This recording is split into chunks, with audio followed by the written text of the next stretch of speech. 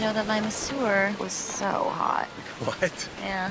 No. Kind of looked like Timothy Chalamet, Oh, nice. but he had muscles. What? She's the worst person I've ever met. I want to travel the world with her.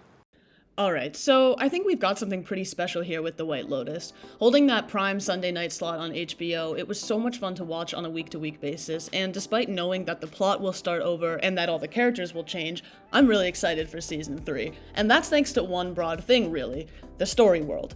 The White Lotus feels unique and fresh and engaging, predominantly, I'd argue, not because of its plot, but because the world is so well crafted.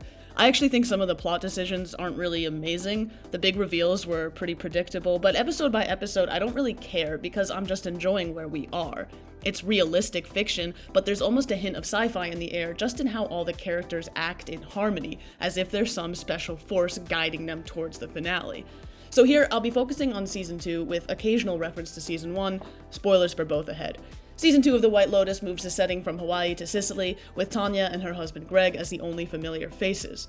Tanya travels with her young assistant Portia, and we also meet the Di Grasso family men, Albie, Dom, and Bert, the newly wealthy Ethan and Harper traveling with the longtime wealthy Daphne and Cameron, hotel manager Valentina, sex worker Lucia, and her aspiring singer friend Mia. Later on, we of course meet Quentin and his fake nephew Jack.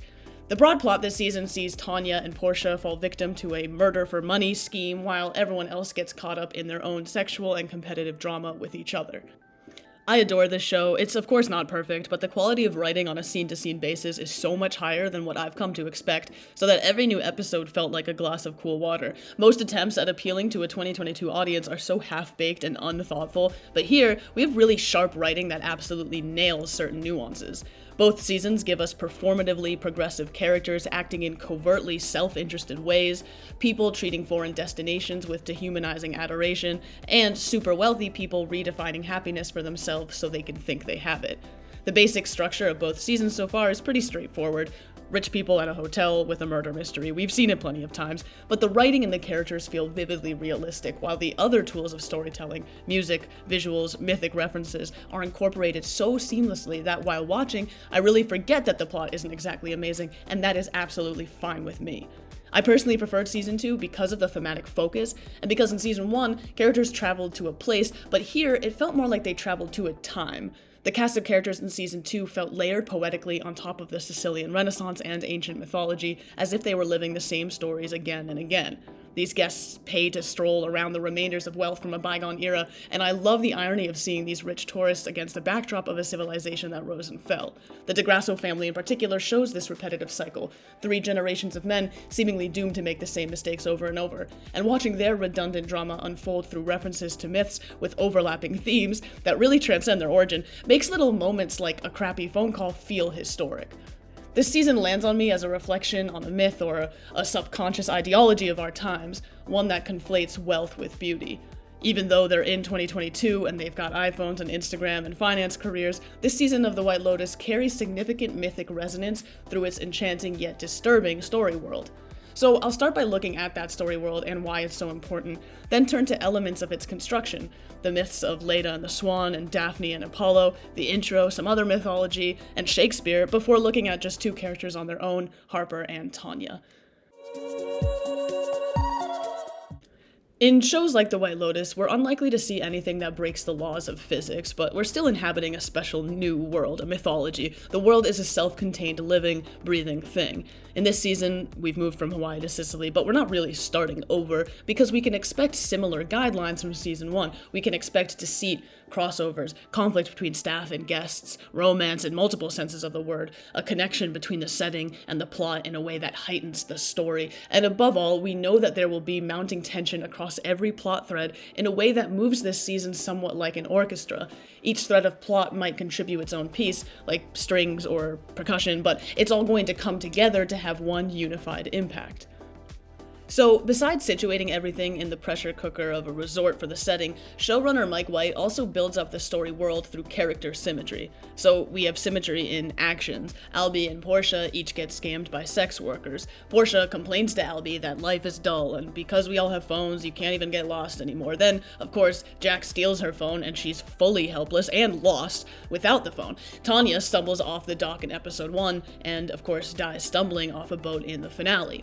We also have symmetry in dialogue. Multiple characters discuss what being a man means. Hades and Persephone are mentioned multiple times by different characters at different settings, and we have symmetry in visuals. Multiple characters wear starfish jewelry. Tanya wears the same dress as the doomed Godfather mannequin, but that's not all. If you hit pause on any given scene, it'll probably relate to strands of the season that plot-wise are irrelevant, but thematically hit a similar note.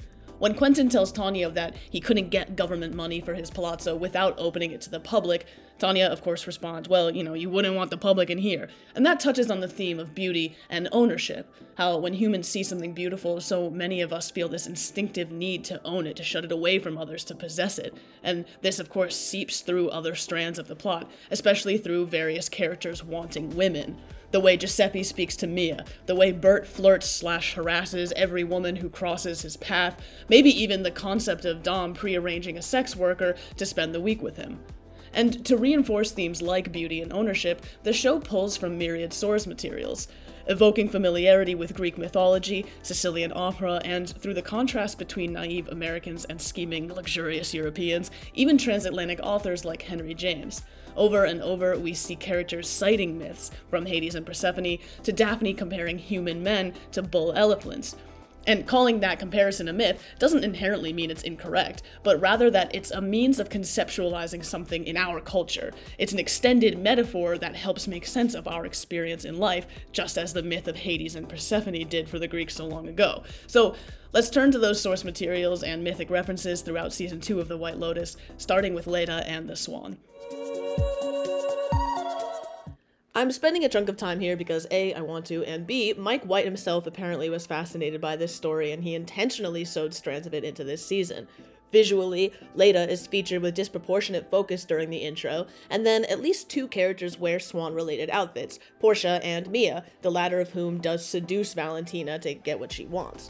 Swans are notably ubiquitous throughout many cultures across many eras. They're associated with purity, innocence, and elegance, but there's also a bit of resting threat under that beauty, which makes sense because swans can really be jerks. But just look at the Wikipedia article for Swan Maiden and you'll see connections to historic folklore including Celtic, Mongolian, Russian, Finnish, Norse, ancient Indian, Siberian. I could go on.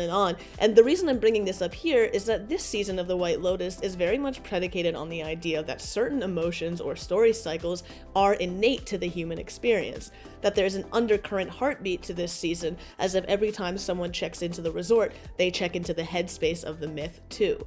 In Greek mythology, swans are sacred to both Aphrodite and Apollo, and through Apollo also associated with the Muses. They represent purity, elegance, and the soul. So Leda was married to the king of Sparta, and as a beautiful woman, she attracts the attention of Zeus, which you never want, and he takes the form of a swan, so they sleep together, / he assaults her. To what extent that interaction is consensual really depends on what version you look at. And there are many versions. It was immensely popular in the 16th century, not least in part because it was actually more socially acceptable to show a woman being sexual with a swan than with another human. So we've got 16th century artists like Da Vinci, Michelangelo, Correggio, all working on Leda paintings with this heavy focus on eroticism and consent. Then in the 20th century, another surge of Leda art, including by Lou Reed, Angela Carter, Sylvia Plath, William Butler Yeats, and then pretty recently actually, a fresco was discovered in Pompeii that depicts Leda staring right at the viewer. And actually the people of Pompeii surrounded themselves with sexually explicit art like that. Sex wasn't something restricted to private space. Of course, Christianity would change all of that, and that's a theme this season as well, right? We have different generations of people discussing and experiencing sex with different degrees of comfort. And the myth of Leda, particularly in considering whether she was assaulted or seduced, can be a platform for women's sexual agency or a platform for women's sexual vulnerability, or both at the same time. Now, I really don't think that any one character in The White Lotus is Leda while another is Zeus. I've seen some people guessing about that online, but what I keep coming back to is that these references have less to do with the plot and more to do with the conceptual story world. Seduction, betrayal, the refusal to be a victim, the danger of beauty, the power of narrative, all beat through this season harmoniously and are built up and communicated to us by these references to myth. So, turning to another now. So, in the myth of Apollo and Daphne, Apollo, god of sunlight, music, the arts, and more, falls in love with Daphne, a nymph who has sworn herself to virginity and who spurns all suitors. Apollo chases after her. She's running away, and they run and run and run, with Daphne just absolutely desperate to avoid him. Eventually, they arrive at the waters of her father, who was a river god, and whom she asks to transform her out of her beautiful natural state, because it's her beauty that attracts so many men, including Apollo, and instantly she grows into a laurel tree. Apollo still wants her, and he wears laurel leaves to honor her. Great. Like so many women from Greek mythology, Daphne is perpetually silenced in this moment, but here it's at her own choice. She chooses this perpetual silence over being overtaken and presumably assaulted by Apollo. And like Leda's story, it's entirely up to interpretation whether Daphne here has triumphed or lost, whether turning into a tree to avoid assault is a sacrifice or a gain, likely both, but either way, the myth of Daphne communicates avoidance in one way or another, and avoidance is something that the White Lotus Daphne has mastered well. She doesn't read, she doesn't watch the news, she's seemingly entirely oblivious to the world around her, but she's not entirely oblivious. She knows exactly who Cameron is and what he does, and she knows exactly what buttons to press to speak up for herself through actions, if not words. Daphne's character, and particularly her ending, is just as ambiguous as her nymph counterpart. From the very first scene, the one thing we know about White Lotus Daphne is that she survives. And that crucial identifier of survivorship comes up again and again for her, but the question is, of course, at what cost? I think you just do whatever you have to do, not to feel like a victim. She's silenced in a way too, right? Unlike Harper, she doesn't say a word to Cameron about the big night, but she does get her version of revenge or justice, and many people seem to think Daphne has mastered the art of happiness through her mix of denial and awareness.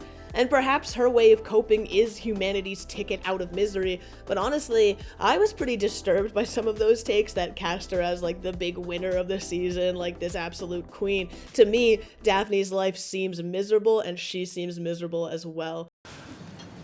I loved your mother, and she loved me. It's not that simple. Yes, it is.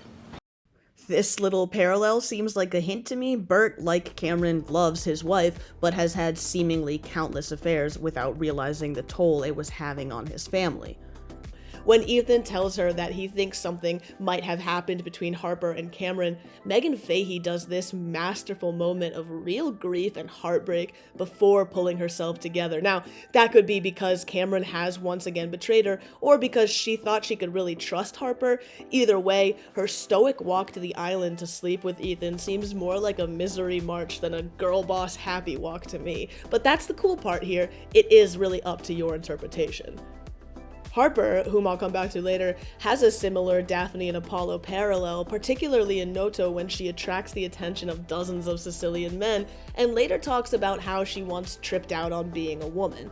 And it's being a woman, being a beautiful woman, that triggers so much conflict in this season and in Greek myths. Daphne, Leda, famously Leda's daughter Helen, are all pursued by aggressive men solely because they exist and are beautiful. Finally, Meghann Fahy's moment in the opening credits shows two baby cupids, and this could refer to anything from her children, I guess, to her playful yet mischievous character, but it's worth mentioning that in Ovid's version of Daphne and Apollo, it's Cupid, god of desire and erotic love, who shoots arrows at both Apollo and Daphne for revenge on something Apollo did to anger him, sealing both of their fates and catalyzing the whole chase and the turning into the tree. Our Daphne certainly knows a thing or two about chaotic sexual revenge, so this is definitely the right image and mythic connection for her.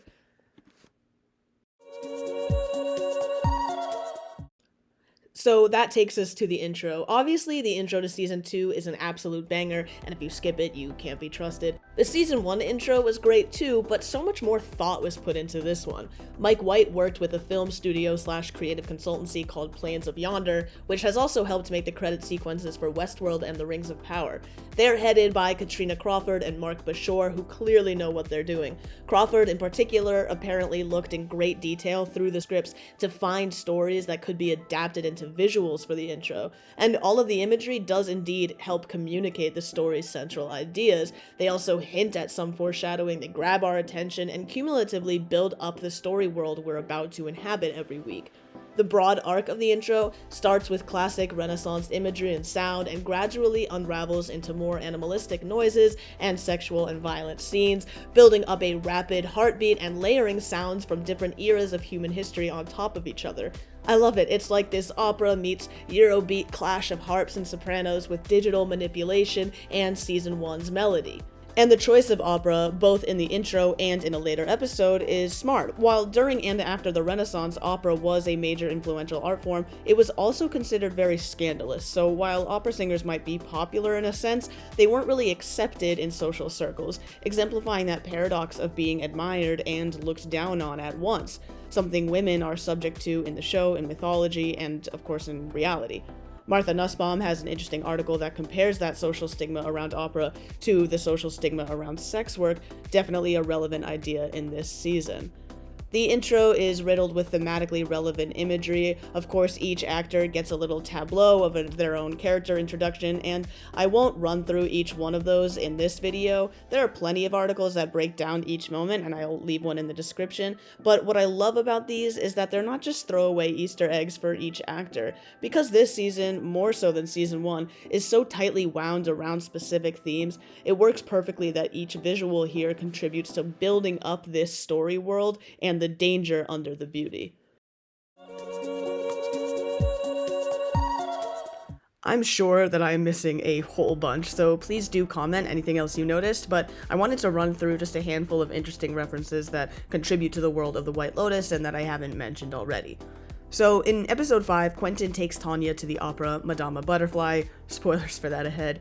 The plot of that follows a tragic marriage between a US naval officer and his child bride in Nagasaki named Butterfly.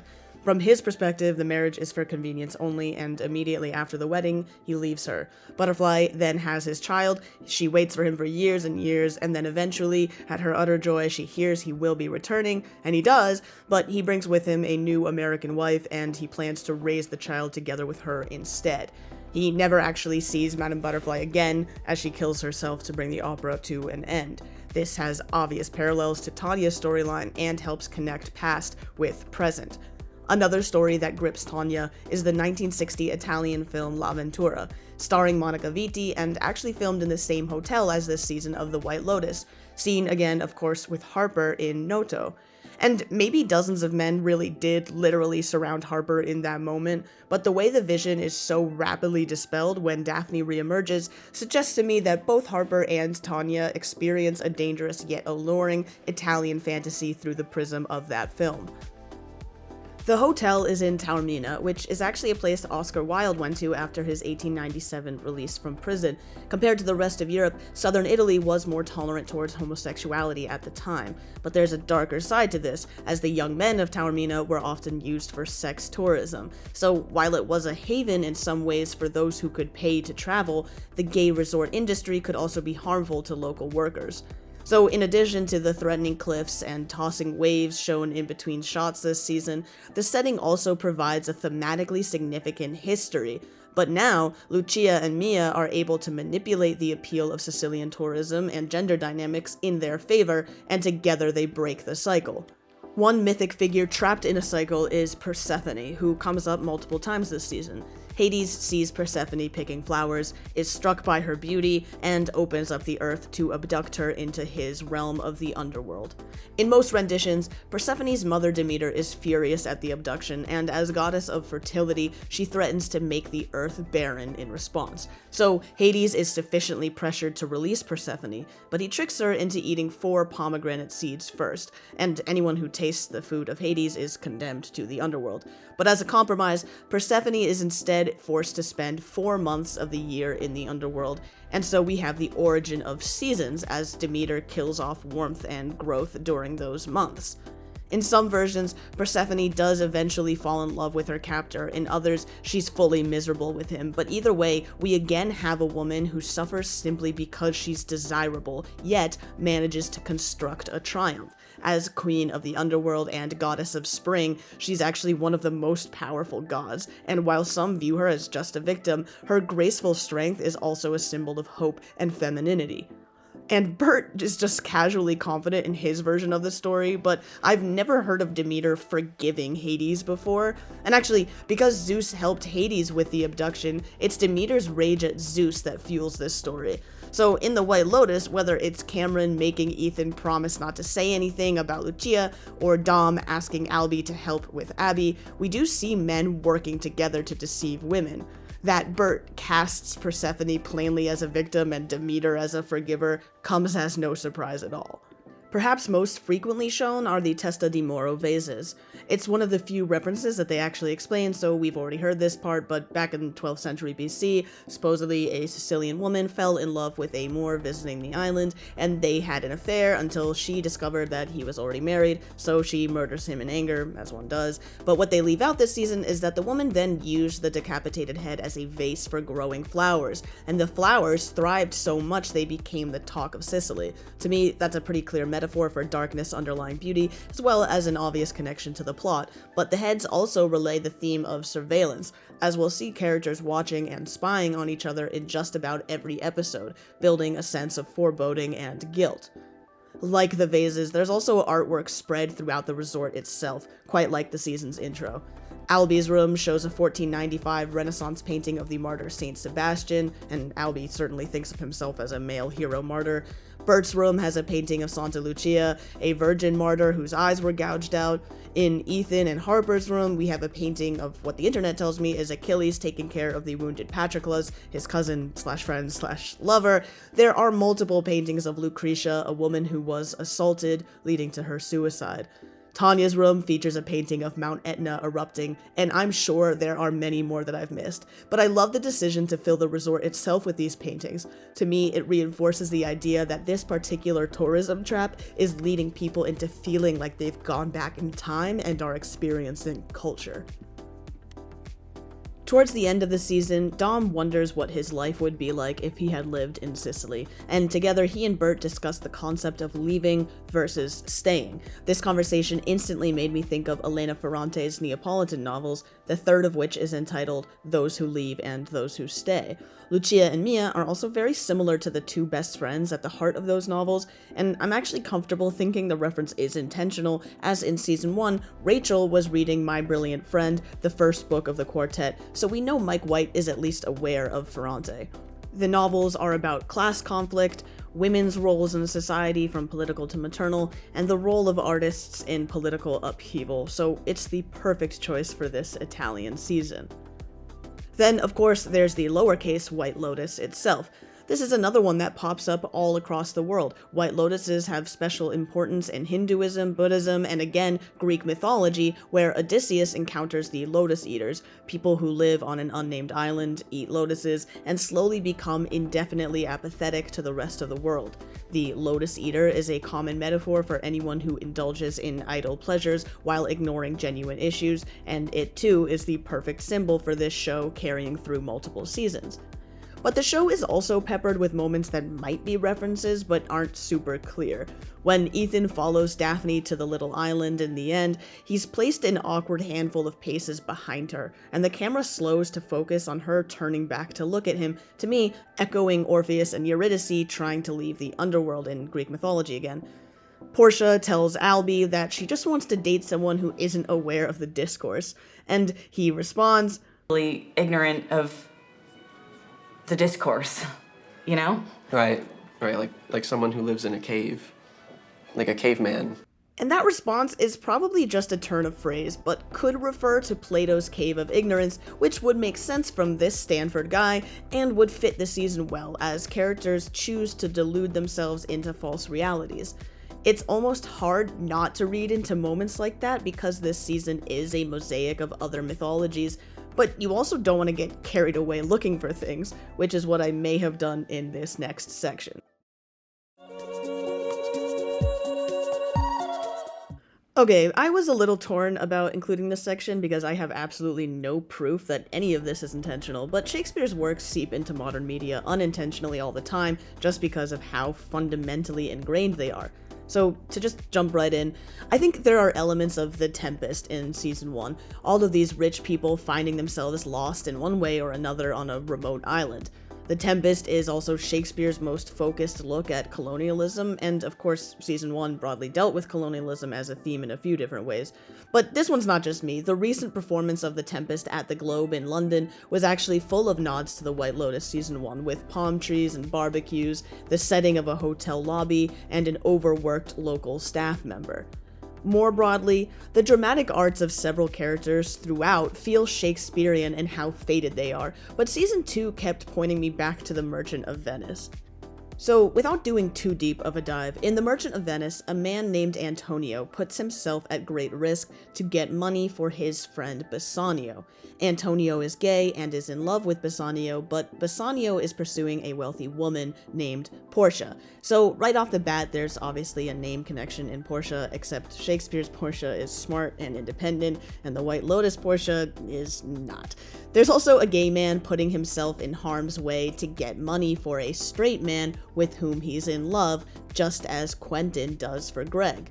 Coincidence? Maybe, but there's a strong thematic connection too. As Shakespeare's Portia fields many suitors, they're each put to the test of choosing amongst 3 different caskets, one of gold, one of silver, and one of lead.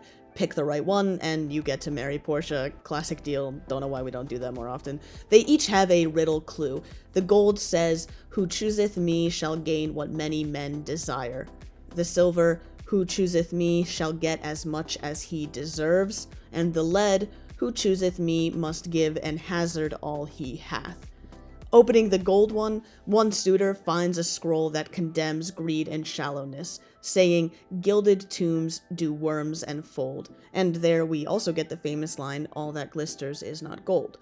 Another suitor chooses silver, assuming that he deserves Portia, but he's met with a fool's head. Finally, the humble Bassanio chooses lead and gets the girl.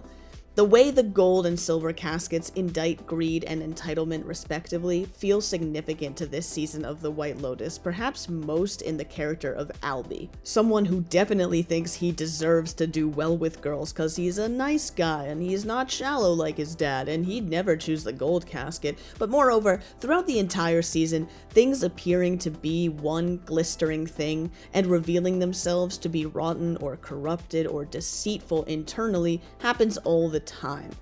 For example, Quentin shows off his palazzo in lavish displays of glistering wealth that really conceal how desperate and in some ways rotting he really is.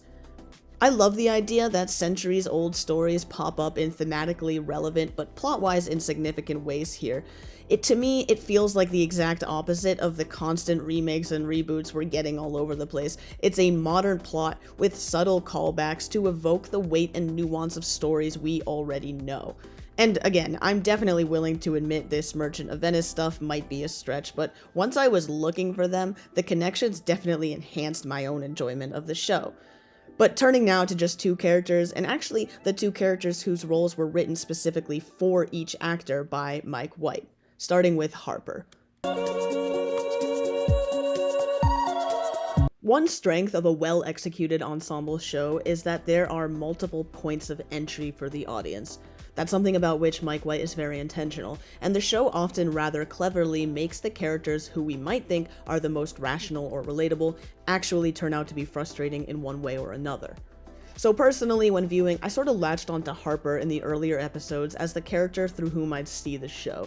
But even if you immediately dislike her or you absolutely cannot relate to her, there is an automatic intimacy with the character. In the earlier episodes, her outer persona, how she presents herself to the public, and her inner self are one and the same. That's just about the first thing we learn about her, that she's unwilling even to take a glass of Prosecco just to go along with a quick toast because she doesn't like Prosecco. She's making a bit of an awkward scene because of how robustly she refuses to put on a show. And while I can definitely agree it's a little annoying of her, I really enjoyed that throughout the early episodes she was not downplaying her own career or political beliefs just for the sake of polite convenience. But after some tension with Ethan, Harper decides to put on a bit of a show, committing to the bit with a headband and a sunny attitude, making dumb small talk and really leaning into it. But at this moment, she starts to push the audience away slightly. We actually don't know if she's genuinely trying to make Ethan happy and changing her attitude for the sake of their marriage, or if she's trying to flex a little bit and show Ethan how ridiculous their company is.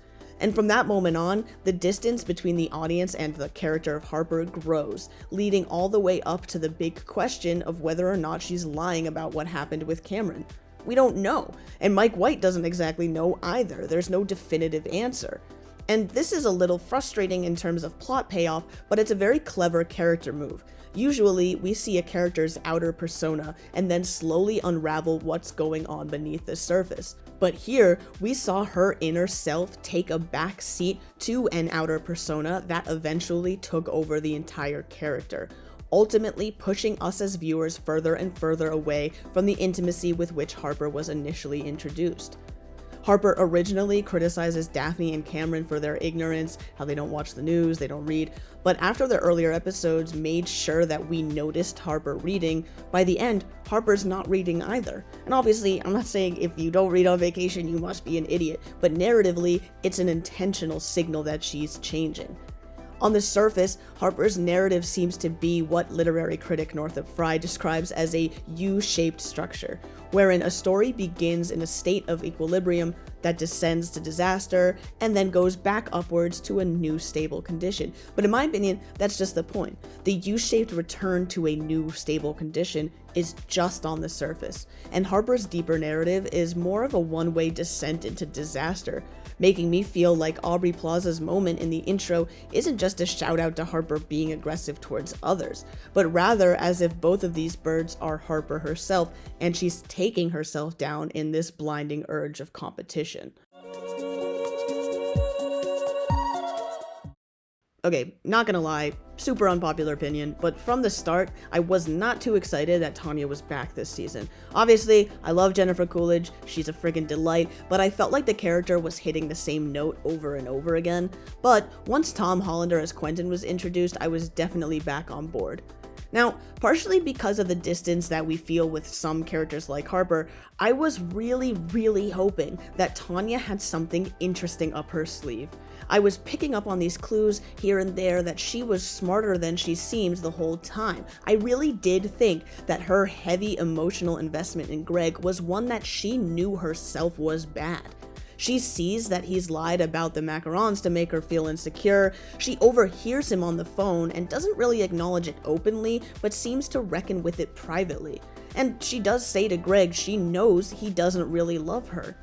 She accidentally discovers that Quentin and Jack's relationship isn't what it seems, and she has the tact not to immediately dump that information on Portia, but also the savvy to give some advice, and the advice is actually good. Get your shit together, Portia. I also love the little moment during the opera when she and Quentin tear up together. To me, it felt super genuine on both of their parts. And given the plot of Madame Butterfly, that Tanya would watch the tragedy unfold and be moved to tears told me she knew enough about her own situation to relate to Madame Butterfly.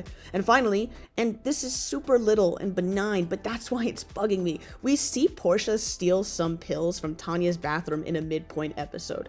And in the White Lotus, stuff like that doesn't normally just happen for one throwaway joke, so I was wondering when the pills would show up again, and they do. In the finale, Tanya complains that her assistant steals pills from her. But that's it. There's no other payoff to the pills at all, we never see them again. Portia doesn't use them, so I thought, okay, here's another moment that's been engineered to give us a clue that Tanya is actually a lot smarter and more aware than she seems.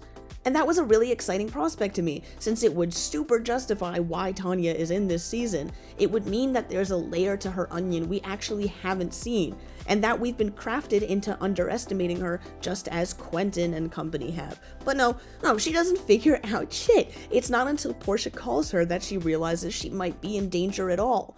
And then her death was just kind of stupid. I'm sorry, I get that it was funny in this absurdist, tragic way and somewhat poetic, and that apparently only Tanya can take down Tanya, but narratively it felt unsatisfying for a character with whom we spent 2 whole seasons. And sure, it made realistic sense that Greg wasn't in the finale since he had to be out of the country to have a good alibi, but again, narratively it was super unsatisfying for me. And Mike White hinted we might get more of Greg next season, but honestly, I really hope not. I'm super done with him. Now, I genuinely don't know if those little hints that Tanya was smarter than she seemed were intentionally placed. It could be that they were an intentional misdirect for anyone like me looking into them, building something up that never really landed and ultimately resolving in this character being exactly what she seemed from the get-go with no real development or reveal, which is certainly on brand for the show. But either way, whether or not those crumbs were intentional, I think Tanya's storyline demonstrates the prioritization of the story world over the structure of the plot. I'm just not sure if it really lands as successful for me. So, as I've said several times now, the actual plot really isn't the driving point of the show, although the plot ties in beautifully with the story world, and I'm absolutely fine with how the various references don't necessarily foreshadow what's to come, but there were a few red herrings that left me feeling slightly unsatisfied with the ending as a whole. Why did we keep seeing Bert fall over and with a head bandage? Was it just to open the option that he might die as a distraction for us? Why did Portia steal those pills? Why did Cameron have such a hard time paying off Lucia, only to very easily slide her an envelope at the end, no problem? Why did they explicitly say Valentina has a key to all rooms? That's something we can assume, but why did they go out of their way to make us know? I can't help but think that those little seeds were dropped in there with the sole purpose of giving us, the audience, something to guess about while we waited for the death reveal. And if that's the case, I do find that a little frustrating. The show is meticulously intentional with details from costume design to vernacular, and it does feel a little like we were duped. Oh, you thought all these things mattered? Wrong. Week by week, people made predictions. They keep showing Lucia asking Cameron for the money, and in the opening credits, Lucia has a bird in her mouth, and Cameron has a bird tattoo. Will Lucia kill Cameron? That one's maybe a little far-fetched as an example, but it really did seem like the show wanted us to pick up on those clues and work on them. And as I've said over and over, most of the clues were really thematically symbolic pieces of visual storytelling to build up the world and had nothing really to do with plot. But it's one thing to open with a death so that every tense dinner scene, every little lie, every stolen glance is imbued with a sense of dreadful importance, and it's another to use the concept of murder as a shortcut to excitement to make the plot seem more interesting than it ultimately is. I think if you subtracted all the art, the music, the references, the costumes, the set design, and looked at the bare bones of the plot, the whole thing would be pretty underwhelming. And to be clear, I'm pretty fine with that. I think it's amazing how well those elements come together this season. But if we likewise subtracted the opening scene of the season such that we didn't know anyone would die, I don't think the other plots would be quite as gripping. The show immediately promises us a huge payoff, so naturally we view the rest of the season as setup. But it's only Tanya's plot that ultimately has any satisfying payoff at all. Albie just gets a little bummed that he was scammed, but he doesn't snap and murder anyone like I was expecting. Mia gets exactly what she wants fairly easily. We never find out for sure what happens with the couples. We pretty much know Ethan and Daphne hooked up, but it's never acknowledged. In short, despite a very frenetic finale, there's no real sweeping payoff to a lot of the build-up. And again, I'm fine with that. But I think it's a bit of a weak point that the entire season is charged with fatal energy that's ultimately only tied to Tanya. And we do actually miss out on a lot. Ethan's definition of mimetic desire isn't totally accurate, but whatever. One of the preeminent scholars of mimetic theory, J.R.R., wrote that, quote, "Rivals are more apt to forget about whatever objects are the cause of rivalry, and instead become more fascinated with one another." There was so much around Ethan and Cameron's relationship. Sexual college stories, assertive flirting from Cameron, the Achilles Patroclus painting, and I was looking forward to seeing that fleshed out, but it didn't really land anywhere. They just had an oddly choreographed water fight. And particularly given the queer history of the region of this season, it seems like a missed opportunity to complicate their dynamic. And there were a lot of similar missed opportunities. Albie never found out that Lucia slept with his dad. Cameron's sexual harassment lawsuits, Harper's job as a workplace rights lawyer in the context of a resort could have been really interesting. And you might think that that's intentional maneuvering on the show's part, playing with our expectations, but I think there's a pretty big downside to that which might come up next season. It's a pretty big part of the show's success that it had us thinking it was a masterful plot puzzle box, that we'd be rewarded for watching closely, that everything from Bert's head bandages to Cameron's insider trading and Quentin's video camera mattered to the plot and would all come together in the end. But no, not really, and that actually affects an aspect of the story world. It informs us of its rules, and consciously or subconsciously, we might watch next season with a little less attention to detail, since we now know things don't operate like a more conventional, self-contained mystery show. And that's fine, it's just a different kind of world. You might think it's better, it's more realistic, since obviously in real life, Bert might have a concussion without any narrative purpose. I just personally find that a little disappointing, a bit of a disruption. But nonetheless, I want to be clear, I think the ending works thematically. Pretty much every character besides Mia and Lucia wind up with consequences perhaps made all the more harrowing by how anticlimactic they are. The non-Tanya American visitors end up in parallels to how they began. The physically affectionate demeanors of Cameron and Daphne have steamrolled over Ethan and Harper, pulling the latter two into the wake of deception seemingly required to have some version of happiness in their hyper-wealthy, selfish world, again echoing the enchantment of White Lotuses. Having sold out his mom, Albie can't break the generational curse of Di Grasso misogyny, and we see all three men turn to check out a random girl. Portia is going after Albie again, despite a very clear lack of genuine interest. Dom might have another shot with Laura Dern, but the same cycles are kicking off, somewhat like the waving hosts at the end of the dock. It's all starting again. On vacation, Albie reads The Architecture of Closed Systems, a book all about how self-contained places like submarines function, beautifully tying into the Di Grasso men as a self-contained universe, unable to change or break their cycle. And that's why I spent so much time on myths like Leda and Daphne. They're from thousands of years ago, but their essence repeats itself even in modern settings.